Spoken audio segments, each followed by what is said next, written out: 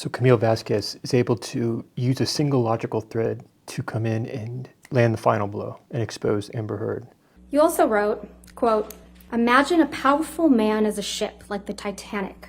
That ship is a huge enterprise. When it strikes an iceberg, there are a lot of people on board desperate to patch up holes." What's interesting is that at this point, we already have significant evidence that Amber Heard lied. Now, these lawyers must prove that she defamed Johnny Depp. In this op-ed, you're saying Mr. Depp is a ship, right?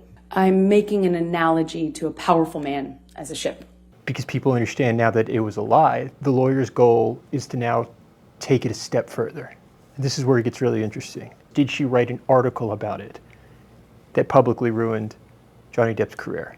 The powerful man you're referring to in this analogy is Mr. Depp, right?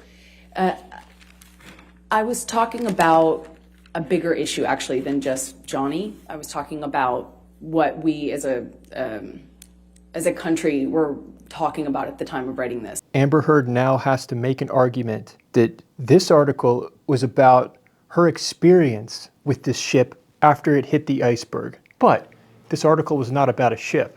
You know, this is a reference to not just Johnny, it was about what was happening as a culture when we were addressing a lot of Me Too issues for the first time. If Camille Vasquez can prove this ship is Johnny Depp, that this article was about Johnny Depp, she has evidence. How do you reveal the truth? Simply through questions.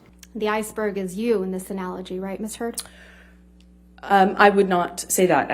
That was not what I intended to know. She's trying to argue that she's not the iceberg and Johnny Depp's not the boat. She's talking about this larger cultural dynamic, but watch what happens.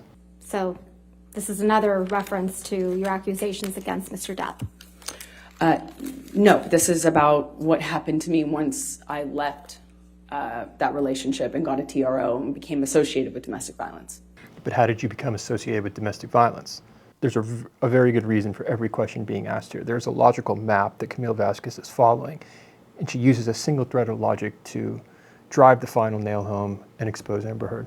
But it's your testimony that this op-ed isn't about Mr. Depp, right? It's about what happened to me after. That's correct. It's about your experience after obtaining a temporary restraining order against Mr. Depp, right? That is correct, among other things. But it's not about Mr. Depp. It is not about him. This article is about the reality of when a ship hits an iceberg. How can you write about the ship hitting the iceberg without writing about the ship? Let's talk about the defamatory statements in the op-ed that you also claim are not about Mr. Depp. Then 2 years ago, I became a public figure representing domestic abuse, and I felt the full force of our culture's wrath for women who speak out. This is about Mr. Depp, isn't it? No. And 2 years ago, that's when she accused Johnny Depp. It's not about Johnny. It's about what happened to me after. Ms. Heard, my question was, on May 2016 is when you walked into court with a mark on your face to obtain that restraining order. Yes or no? That was the day I walked into court with a bruise on my face, yes. And we have evidence now that that was faked. And you were photographed with that mark on your face, weren't you?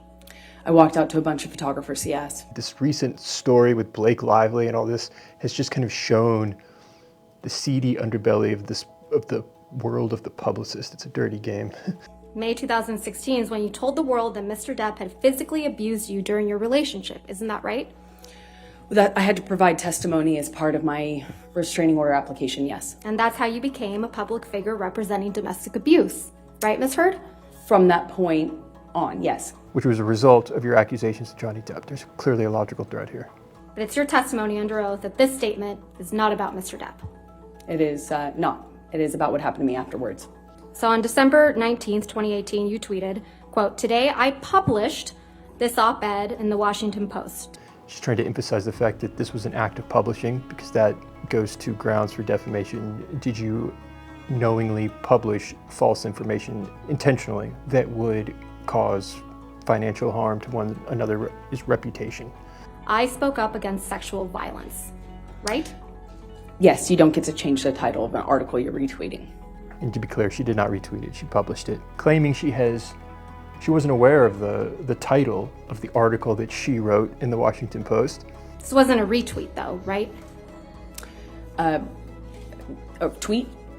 So you must have seen the title of the electronic version of the op-ed before you tweeted it, right? I may have, I just didn't notice it.